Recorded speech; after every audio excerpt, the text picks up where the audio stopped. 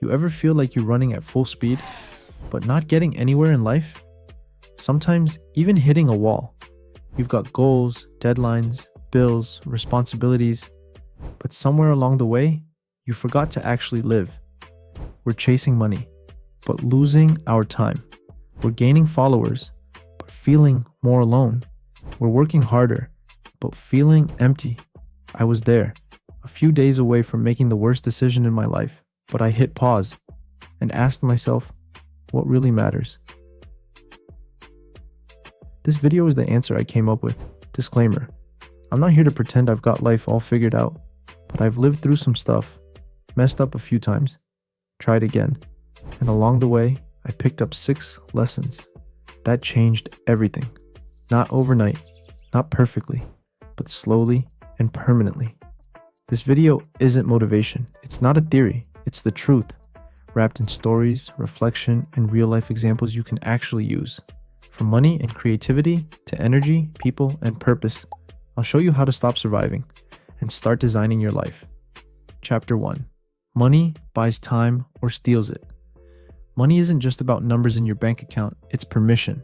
Permission to say yes, and just as importantly, to say no. But here's the trap no one warns you about.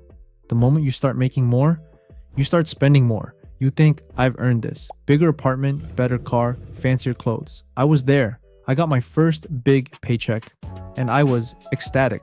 I celebrated by moving into a nicer apartment with a rooftop pool. Guess what I didn't have time to use? That rooftop pool. Because with the new rent, I had to work even more hours. And the lifestyle I thought was freedom became my cage. That's lifestyle inflation. It feels like progress, but it's just a prettier version of the same trap. And I bought myself a prettier cage. Action plan. Get something to write on. Jot down your real hourly rate. Income divided by time spent. Include your commute, time spent stressing, and overtime. With that in mind, ask, is this purchase buying me freedom or just friction? You'll begin to notice a lot of purchases cause friction. So start capping your lifestyle. As income goes up, use it to buy yourself more freedom, not more possessions. More money should mean more choices, not more chains. All right, chapter 2. Creativity loves ugly starts. Creativity is not magic, it's plumbing. You don't wait for the perfect idea, you turn on the tap and let the rusty water come out first. See, plumbing. I used to overthink every YouTube idea. Scrap it, rewrite it, scrap it again. Then one day I said, F it, I'm posting the bad one. It flopped. But the next one, it worked, and the one after that, even better. That's when I learned. The path to genius goes straight through garbage. Action plan. So start today by setting a 20-minute timer and get creative. Whatever it may be, just create it, even if it sucks. You've only got 20 minutes, so you don't have time to waste on editing or self-doubt. Create a bad ideas folder and file it there.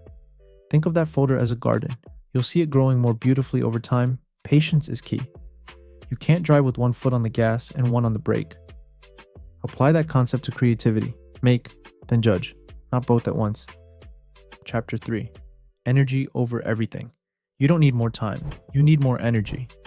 I used to run on caffeine and vibes, but I'd wake up drained, power through with coffee, then crash by 2 p.m. until one day, during a Zoom meeting, I literally fell asleep mid-sentence.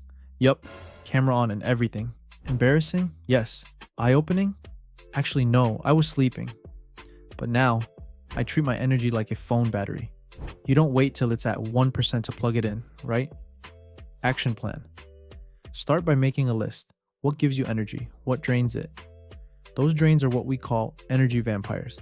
Identify just one energy vampire from your life this week and cut it out. It may be a coworker, but it can be as simple as muting their notifications. Then simplify one decision. Meal prep, outfits, anything you can do on Sunday that will help you the whole week. At a certain point, you can't build a bigger battery, but you can control your power management better. Smart people don't rely on willpower. They build systems that protect it. Chapter 4. How to build a network that actually matters. Let me be real. I hate traditional networking. It's full of small talk, fake smiles, and exchanging cards I'll never use. But real connection? That's different. One time, I randomly texted an old friend, "Hey, just thought of you. Hope you're doing well." That text led to a coffee. That coffee led to a job referral. That job changed my life. The key here is, I wasn't asking for anything. I genuinely cared, and luckily was rewarded.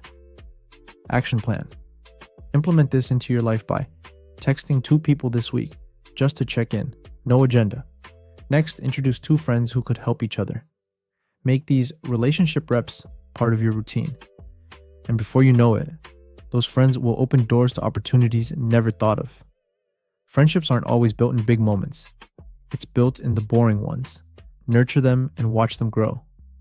Chapter 5. Design a life you don't want to escape from. I'm a United States Marine, which means for a long time my life wasn't exactly mine.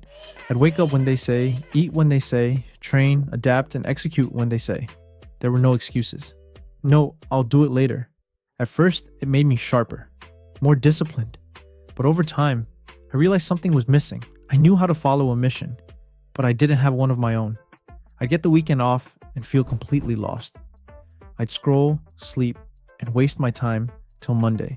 Mondays always came back, but I couldn't escape the feeling of having no direction. I'd wonder, what am I actually doing with this life I swore to protect? Eventually, I realized if I don't design my life, it gets designed for me. So I took what the core taught me, structure, accountability, grit, and turned it inward. I started running weekly life audits. Not perfect, just honest. Where did my time go? Did I actually do what matters, or was I just keeping busy? I made one change at a time. 5 minutes of prayer. Non-negotiable workouts. Defined success as improvement, not perfection. And slowly, I stopped wanting to escape my life and started building one I wanted to wake up to. I thank the Lord every day for this change. Action plan. Start by redesigning one part of your weekly routine, even if it only changes 5 minutes. Next, define your own metric of success. What do you want more of? Calmness? Freedom? Family time? Build habits that serve your version of success. Most importantly, start running your weekly or monthly life reviews. Write what's working and what isn't, and adapt. Don't make more plans. Start trying more experiments. See what the results are, then tweak it. Chapter 6. Play chess, not checkers. Life is complicated, so stop playing checkers on a chessboard. I once took a job because it paid more. That's it, no second thoughts.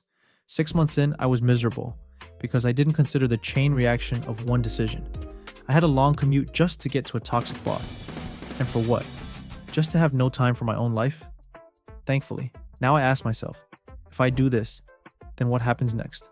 And after that, the sooner you realize that every decision you make has a butterfly effect on your life's trajectory, the faster you'll improve it. Action plan. For every major decision, map out all the negatives and then the benefits. Ask, what am I not seeing? Because I'm sure there is something. Apply inverse thinking. How could this go wrong? What are the consequences? And how am I making that more likely? I'm not saying you should walk through life distrusting everyone and everything, but don't take things at face value either. A little bit of thought or fact-checking can help you pursue the sustainable choice instead of the obvious choice. Final message. If you take one thing from this video, let it be this. Rome wasn't built in a day, and building your life will take a lifetime. So start today. Pick one lesson, just one. Apply it. Test it. Refine it. Because time doesn't wait for clarity. It doesn't care if you're tired, confused, or figuring it out. It moves with or without you. And if you don't design your life, someone else will. A boss, a schedule, or worst of all, your own bad habits. It can be your best or worst friend. Your habits become your days become your years, and your years, they become your life. So I'll ask you now, what kind of life are you building?